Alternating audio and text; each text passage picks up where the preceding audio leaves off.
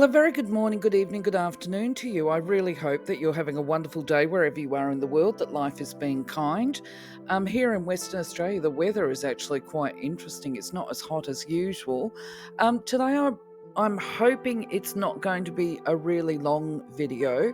I'm hoping I'm going to be able to contain it a little bit and not go down a rabbit warren. But if you're new to the channel, just be aware that I do put timing chapters in the description, so you can just jump from space to space. If you're a returning visitor, thank you very much as always.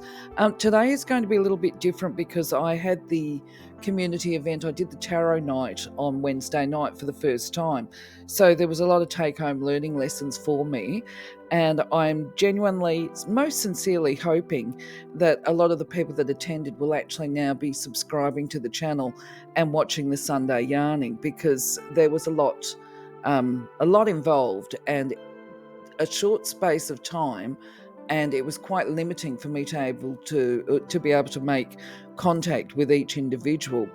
So I'm going to think about ways that I can improve the experience for everybody. But anyway, let's get on with the video. Well, so the first thing I want to do is actually do a shout out to Pearl and Mika, who were there at the event on Wednesday. Look, that really is a case of, like, God bless you. For those people that aren't aware, I tend to be the type of person that when I'm going away on a journey or whatever, I tend to get a suitcase and I start putting things in, and then later on I think, oh, maybe I need this, maybe I need that. Well, I took this approach with the boxes. Now, suffice to say, that was part of the problem for me as far as last Wednesday went, was I had too much stuff, and to unpack it and get it all on the table, it was actually quite time consuming. So thank you very much, Pearl and Micah, because not only did I get help setting up, but I also got help packing up as well, and it was down to these two ladies and of course Micah's husband. Thank you very much for your help on the evening. I don't know where I would be if it weren't for you. Suffice to say, though, by the way, people, I actually was in a little bit of pain over the last couple of days, but that's a story for one of the other slides. So, as with every experience that we have, there's always a takeaway lesson that we go through. So, I think I've clarified the first thing that I'm aware of is that I need to travel more lightly when it comes to going to these events and organising them. And it's not just about how much time it takes, because it did take quite a while to actually get, because I went overboard. All right, I'll put my hand up. I wanted it to be nice for everybody. I went overboard. I took my cards, I took lots of cards, I took more cards than I needed as far as boxes of cards go. I took all the cloths, I took heaps of crystals to lay them out. I had intentions of getting people to sign in. I had all my administration stuff there as well, ready to prepare for the night in a very professional way. Look, it didn't happen as professionally as I would like. So that's the number one lesson. The other thing that I realised too is, beside the fact that that it was fairly time consuming for me, one of the problems was that I didn't know how to lock the door. The door just kept opening, and thank God there was a really good response from people. But with people arriving early, it was exciting. We were all excited, but I get distracted easily. So I think what'll happen is next time I'm going to put the lock on the door and open it maybe 15 minutes beforehand. If I can get my stuff out quicker, if I'm traveling lighter, then I'll open it earlier, but I'll get the room set up before I let everybody in. And that's not that I didn't appreciate, you know what I mean? Like, I honestly would have been lost. Everybody that came in was so helpful, so lovely. Actually, I've got to do a shout out to Leanne here, because she brought cakes along for everybody as well, which was very thoughtful of her to do that. The other takeaway lesson for me, though, is that I realised, certainly at the end of the night, that a lot of people want to connect directly with me. And I did give out the business card so that people can call me, and I did give out some vouchers, not for my services, but for product. So, at the end of the day, if people want to have a chat, you're most welcome to give me a call if there's something that disturbs you, because what I am trying to do is set up here at home is a healing room. And when people think healing rooms, they think, oh yes, we've got to pay. Well, it's not going to be open to the public. That's the bottom line. But attendees, people that come to my events and workshops if they don't have that quiet space to just sit and reflect in, because life can be pretty critical these days, and a lot of people are sharing houses with other people. So the idea is that I've created a safe space where people can sit and enjoy the crystals there. So just get in touch with me if you come to the events and you want that space. Let me know. That won't be a problem to come in from time to time. We'll talk about how that might work or what that might look like. But anyway, I've just gone down that rabbit warren that I keep talking to people about. Back to what I realised is it was actually at the end of the night when I was saying goodbye to everybody, and I realised that there were so many missed opportunities for me to connect with people and give them a little bit more support and tips if that's what they were looking for. So I really hope that I get to see these same people at the next event, and I am so glad that I have given them a business card to call me anyway. I think it's got my email on it, so they can always email me as well, and I will get back to you. So what did come up as well were questions about other potential events that I might run.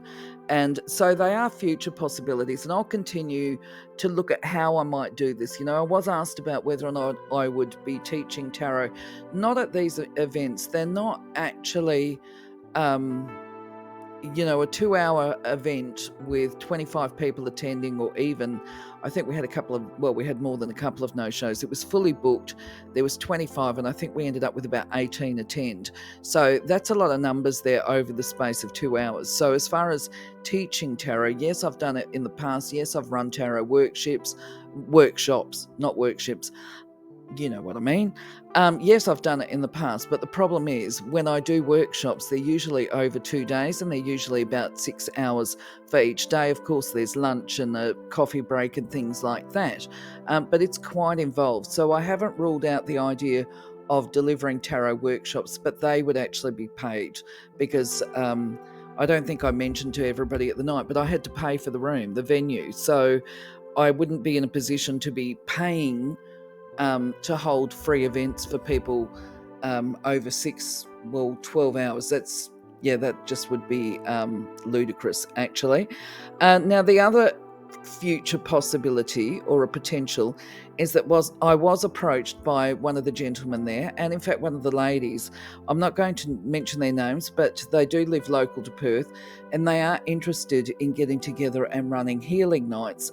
He apparently is a teacher, and he's developed his own methodology, shall we say, as most people do. If you're not aware of this, people tend to, when they start doing healing energy and working with it, we tend to go in at one specific modality, is what it's called. It could be Reiki, it could be quantum, it could be, X, Y, and Z, but we tend to be trained in one, and then it's like adding to the toolbox. We do more training or more study, and we get more ways, and we personalize the method that we deliver energy in. So anyway, he's said that yes, he's very much doing that kind of thing.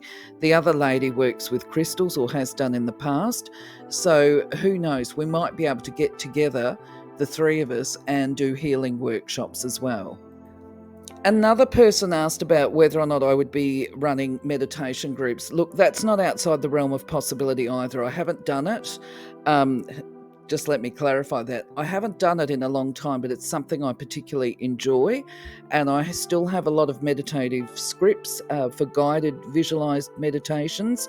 They're what I tend to do, as opposed to the Buddhist type meditations.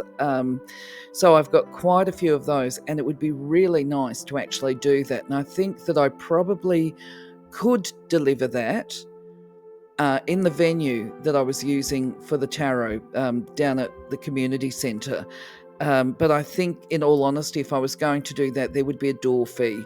And that doesn't mean to say that it would be a massive door fee, probably $5 or $10 just to cover the costs of the evening. But that definitely would be on the radar as well if people are interested in that kind of thing. I think they would probably enjoy it. Did I mention healing circles? That might be a good one. And yet other people actually spoke about connecting for social type gatherings or whatever, which is not uncommon and not outside the realm of possibility as well, in a more informal setting where people just turn up for lunch, at a coffee shop, or maybe picnic like we've got here in the park, although they're meditating in the park. I mean, we could do the same with meditation as well. The idea is, if you want to do any of these venues, do you have any suggestions on where and what might be a suitable time to do it, and what day is the preference. I know Wednesdays is always a good day for this kind of thing, and that's because it's hump day, it's midweek, and usually round about Wednesdays, certainly here in Australia, people are starting to feel a bit tired. So attending anything that is uplifting actually helps them basically fill their cup until the end of the week when they get their Saturday or Sunday off. I'm just looking at my notes here. I think I've covered that. But anyway, look, the other thing that's relevant, I say, look here, in just tongue in cheek, is one of the ladies, as she was leaving, she asked me a question, or I can't remember what it was but I remember my response to her was, I'm the type of person that actually needs to be asked. So I like things to be fairly organic as far as whatever groups I pull together. I like it just to flow naturally, and just to create that space. But if people specifically want information from me, then they'll have to ask me. Because otherwise I'm just being preemptive. And because the other thing is too, I don't like to force my viewpoints or beliefs on other people. But if somebody asks me a question, I will most definitely answer it, and I'll be very clear that this is my belief, because it's each to their own.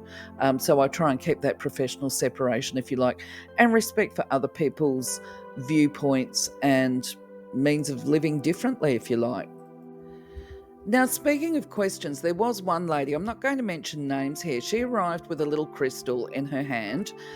It was black, and she asked me what it was. Did I know what it was? She had a few concerns about it. But look, the bottom line is, the reason I'm mentioning this is so that you can narrow it down to these are the people, if they're watching, so that they can narrow it down. I'm talking about them. I'm not naming them. I believe it was a mother and son. Beautiful boy with his blue hair. Okay, now you know exactly who I'm talking about. Okay, it's okay for the people at the events to know who it is.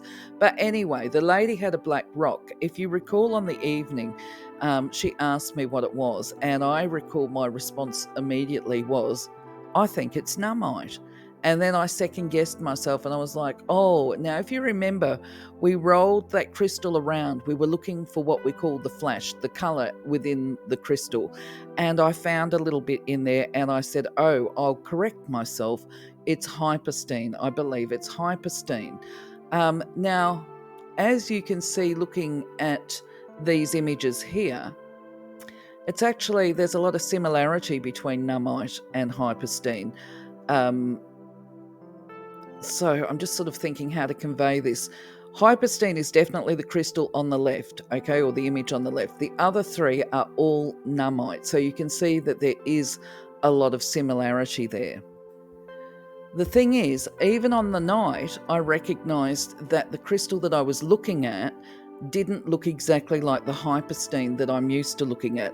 Hypersthene, as you see here, it's got black, maybe you can't see, maybe I'll have to explain it to you so that you can actually see it.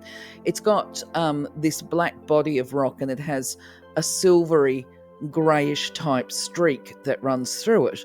Okay, but depending on where a rock is sourced, and there might be instances of where it's got more silver than perhaps another crystal that might have only, say, one band of silver.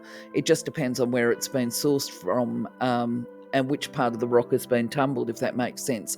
But where I'm going with this is, the reason that I concluded that her crystal must be Hypersthene was because I have some Nuumite, and my Nuumite is more like I do hope I'm pronouncing that word correctly, by the way. Mine is like on the right-hand side, it's got the golden flecks through it. And so this is what I understood Nuumite to be. If I'm saying it wrong, we'll just pretend we don't hear it, all right? We'll just act like I am, and somebody can write in the comments that I've pronounced it wrong and sort me out, and that will be fine. But anyway, what I've learned since then is that Nuumite actually comes in different forms as well. It's got this blue-grey. Now, I hope they're watching. If they're not, I'm going to have to tell them at the next event. Pull that crystal out, have a look again, have a look at it under the light, because remember we shone the torchlight from the phone onto that crystal, and what we found was a tiny little blue-grey flash like you see in the image on the left. I am now changing my opinion and saying I believe what she's got is a piece of Nuumite, okay, which is a very powerful crystal, extremely powerful. And I recognised that the colour that she had in her crystal had the blue as opposed to the silver. And I would say, yeah, looking at this, although you've got that cut Nuumite in the middle image, it looks a bit greyish and silverish. The lady had some with this bluey grey to it. Absolutely beautiful, actually. It was only a little piece of the bluey grey. But either way, so getting back to it, in my experience, it's very powerful. It's called the Philosopher's Stone. I'm actually going to put together a video and have it on the channel, the Crystal Magic playlist, in the very near future, simply because now we're talking about it. But it's got a number of different names. It's called the Sorcerer's Stone because it's considered to be a bit magical, good for manifesting. It's also called the Philosopher's Stone by other people. What can I say about this? The lady was saying that she believed that the crystal was bringing her misfortune. Well, in fact, actually, she said that she was having mixed experiences from it. So I had her place this crystal onto some selenite, and I gave her a little bit to take home so that she could actually cleanse it. Now, I just want to reiterate here is the crystals don't bring bad luck, okay? Sometimes they need to be cleansed up. I like to say that they're a bit like a sponge and they will soak up negative energy. This lady has been going through some really difficult times, from what I understand, and she was given it as a gift 7 months ago. Now, what I'm trying to reiterate here is it's given as a gift. It comes to a person. Well, I need to be very clear about that. If any crystal comes to you as a gift, right, whether it's Nuumite or anything else, it comes to you for a reason. And the reason is that obviously you're going through some kind of experience where you're going to benefit from it. So it would suggest to me that this lady, I'll stand by that. I said it on the night that she would have been going through some very difficult, turbulent, emotional times at the point that she was given this crystal. And so it would offer an opportunity for grounding. But the thing with Nuumite is that it is so powerful. It's almost a pus puller. I call it an emotional pus puller. It just brings all that stuff to the surface that we've been repressed or denying so that we can actually heal it. And a lot of the time it's called repatterning. Now, I need to be clear here as well that with Nuumite, the first time I bought it, I was actually sold what is called Indian black granite with pink flecks. So it was mislabeled. So that is extremely powerful as well. But it's a very grounding crystal. The Nuumite, though, I would imagine with that blue, it's probably less about the manifestation attributes of Nuumite and more about the enlightenment aspect, expanding the mind. I'm just trying to be careful here and a little bit discreet. This is why I wish I had more time on the evening. It would suggest to me, and I said that on the night, that she probably struggles to retain a positive and clear headset because she's dealing with a lot of stuff. So yeah, anyway, perfect crystal for her. I'll try and catch up with, if her and her son are watching this video, I will try and catch up with yous at the very least at the next event, of which I hope you will attend. And there's two other people. I'll finish off talking about the event here because there's two other people I'd like to make a comment to. And I'm not going to say their names. I'm going to hope they're going to pick up on it. Okay, there was one lady there who was particularly drawn to a crystal called sodalite. We did do a little bit of a message around crystals before she left. She had to leave one of the first ones because she had to travel quite a distance to get home. Now, one of the things that I forgot or neglected to mention to her is just this little story that I have about when I have had stalls selling crystals, there seems to be this overriding theme of women, particularly around about her age group and my age group, and maybe 10 years younger, mothers of adult children who are really working through empty nest syndrome or mother guilt, and this is their a situation of beating yourself up because you didn't meet your own expectations of being a perfect mother or parent or whatever. And so it requires a level of forgiveness there as well. So it's a reminder about boundaries too. But I just thought I would be remiss if I didn't mention that to her, at least on this video, if I don't get to see her. Another one that I hope to see at the next event as well. Yeah, just worth knowing.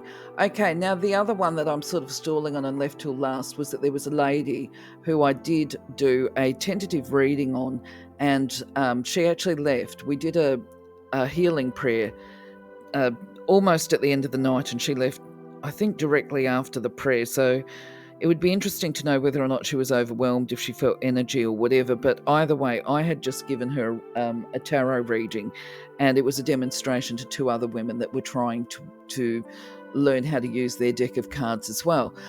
I wish you had stayed, because I would have liked to have had an opportunity to say to you that whatever was coming through would not have been a perfect reading.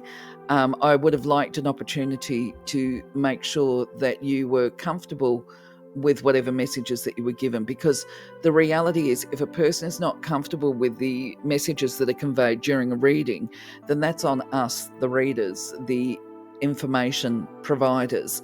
That means that we either have miscommunicated or we haven't clearly understood what it is that they're trying to tell you. And when I say they, I'm talking about the guides, because rule of thumb is spirit will never ever give you a message that is distressing or disconcerting or whatever. They will tell you the challenges. You'll see the challenges. You will be informed of it.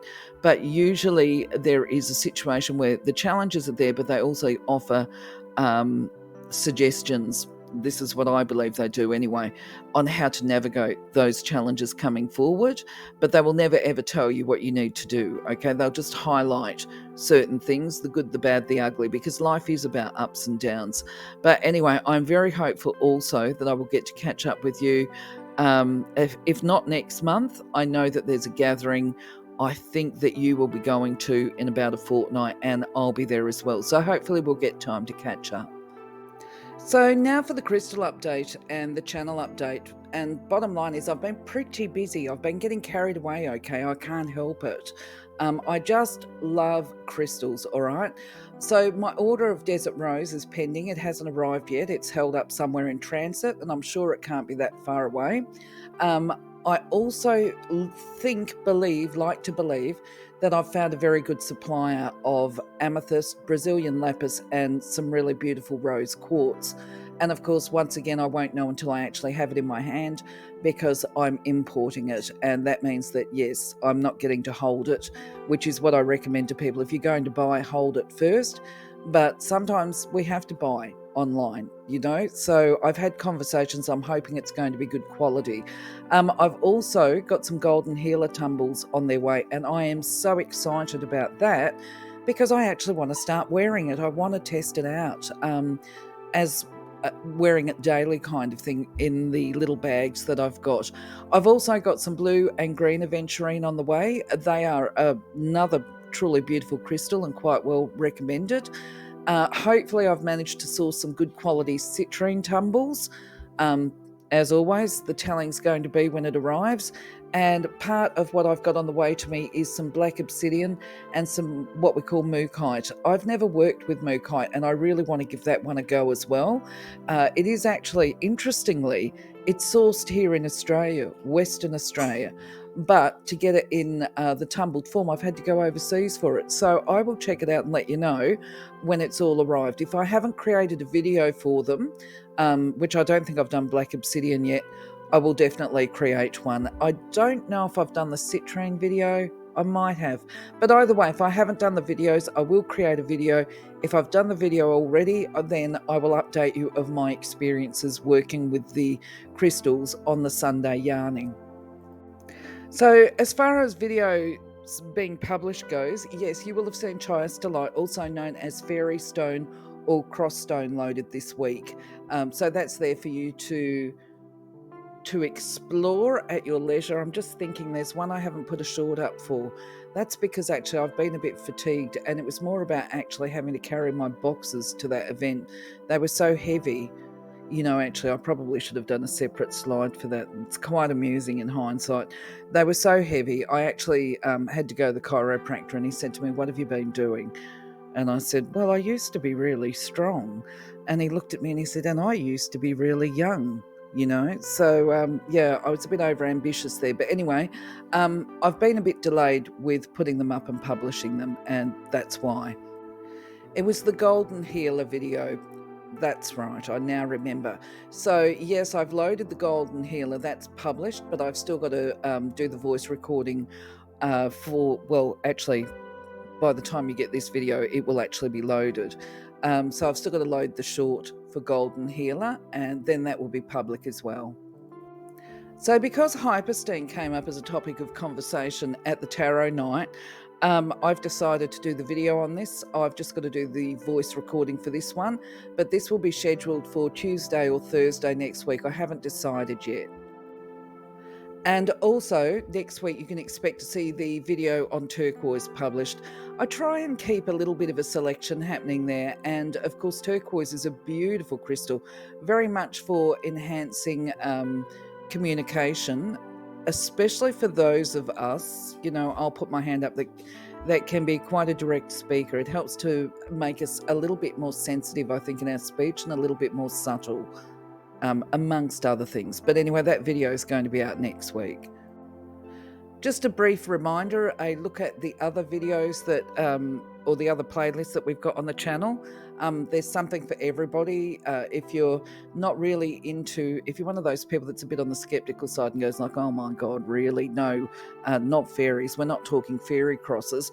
Well, you might actually be interested in the universal law or the numerology playlists, because they tend to, I think, for the cynical or the skeptical, they seem to be a little bit more plausible. I mean, even astrology, some people are interested, but they find certain conversations, shall we say, a little bit fanciful. And straight away, I think there was actually a married couple that came to the tarot night the other night. It was hilarious, actually.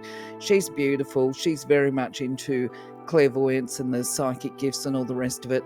And he tends to be more cynical, but more very tolerant of her, obviously adores her. But he got a tarot reading from one of the ladies that was present. And he said that she was really on the money for it, actually. And I laughed, though. You've got to have a laugh with some of these people. So it's like, yeah, it was very good. It was pretty on the money. But I'm still a bit skeptical about all this kind of stuff, he said as he left. So anyway, for his sort of personality type, they would probably really appreciate numerology. And in fact, I should have mentioned that to him on the night, because it seems to be more logical, more rational. Of course, it's to do with numbers. Universal law might be something that they're interested in. And for everybody, it doesn't matter whether you're into this stuff or not.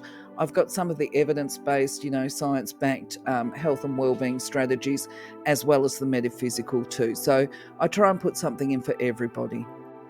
Now, if I talk really fast, we might have the yarning done in less than half an hour today, and that will be so exciting for you. So what I'm going to do now is actually speak really fast and say, look, thank you very much for being part of my journey. I hope to see you on the next video. If you're local, I hope to see you at one of the events. In the meantime, have a wonderful day, blessed day. Take care, wonderful week. Love you, leave you. Catch you on the next one. Bye-bye for now.